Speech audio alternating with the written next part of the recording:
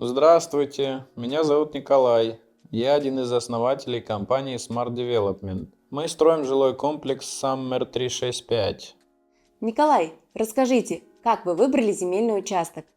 Это не я выбирал, это мой партнер Гоча выбрал. Вообще это было 5 лет назад, и тогда важно было понять, что строить и для кого строить. Гоча построил несколько жилых многоквартирных домов в Батуми, а я фанат жилых комплексов клубного, закрытого типа. Это формат двор без машин. И, конечно, нашей общей целью стало построить такой жилой комплекс, который будет для своего времени и для своих людей.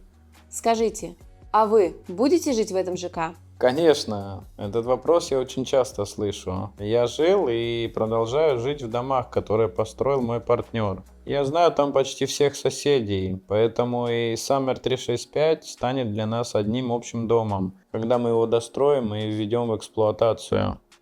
Скажите, а как вы выбрали место?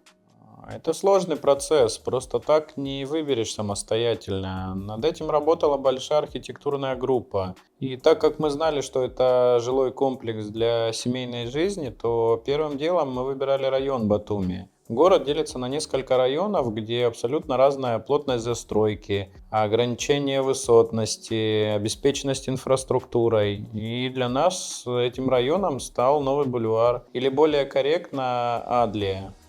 А как вы выбрали границы застройки? На это повлияло два основных фактора – близость к морю и генплан развития района. Нам важно было, чтобы до моря было пешком, но и не на первых линиях. Все-таки Батуми – это самый влажный город в Европе, а на первой линии самая высокая влажность вперемешку с ураганами. Адля – это единственный район, у которого есть утвержденный мастер-план развития района. Поэтому нужно было учитывать транспортные узлы, дороги, пешеходные зоны. И тогда стало понятно, какие места подходят для жилого комплекса квартального типа. Это максимально правильная застройка с точки зрения добрососедства. Что нужно делать, чтобы правильно подобрать земельный участок? Формировать пятно застройки нужно хотя бы в разрезе 30 лет, исходя из будущих дорог, городских коммуникаций и общественных мест.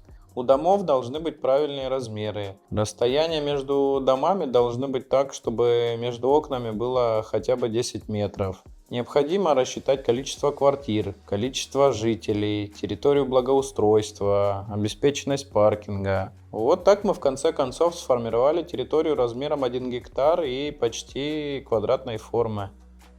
Почему не выбрали другие районы? Мы пытались.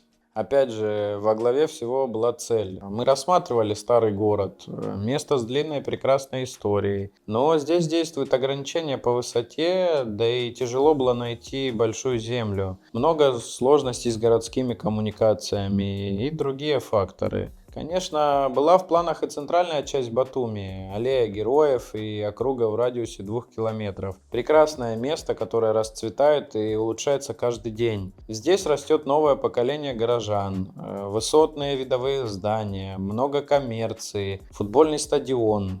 Такое место отлично подходит для того, чтобы остановиться на время, на неделю или пару месяцев. Как-то, знаете, у нас не получилось представить круглогодичную жизнь с детьми. Это место часто выбирают для комбинированного типа. С одной стороны заработать на туризме, но иногда пожить в свое удовольствие. Есть еще Махинджаури, Гонио, Бардсхана, Хилачаури. У всех этих районов свои особенности, но это в основном или сугубо спальные, или туристические районы. В общем, район Нового бульвара полностью подходит для нашей цели.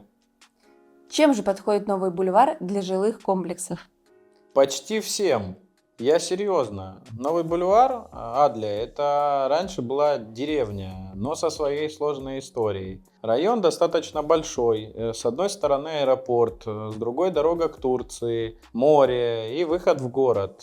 Здесь очень много зеленых насаждений, гигантские эвкалипты, большое количество птиц, ароматы цитрусовых и других плодовых деревьев. В Адле и другой микроклимат, другие погодные условия, потрясающие виды на море и горы. Здесь, в Адле, собраны основные торговые центры и молодой огромный природный парк с высоким потенциалом. Власти каждый год дорабатывают и улучшают парк Марии Ильи-Качинских. Он становится прекраснее каждый год. Как понять, что район подходит для жизни? Это очень легко. Попробуйте посмотреть разное видео в интернете, почитать комментарии, отзывы. Если всерьез, то ничего не нужно. Просто поживите в каждом районе некоторое время и сразу поймете, что именно подходит вам. Например, семейным людям с детьми больше подойдут спокойные, тихие места с детскими садами, школами, парками, спортивными площадками, скверами. И Адлия прекрасно подходит под этот запрос. До всех точек можно дойти пешком. Улицы не заполнены городским трафиком. Здесь нет пробок. Прекрасная экология, нет высотной и плотной застройки. Птицы поют каждый день, а разные запахи просто становятся ежедневной нормой. А как же шум от аэропорта? Нет здесь никакого шума. Это миф. Мы каждый день видим, как прилетают, улетают самолеты. Во-первых, здесь летают только маленькие самолеты, а во-вторых, их турбины работают только при взлете. Но несколько лет назад нас тоже волновал этот вопрос, и мы провели исследование. Оказалось, что в месте ЖК максимальный шум достигает всего 45 дБ. Это как шелест листьев в ветреную погоду. А такой бонус, как на машине до аэропорта за 5 минут, всегда перекрывает любой негатив. Говорят еще про запах со свалки.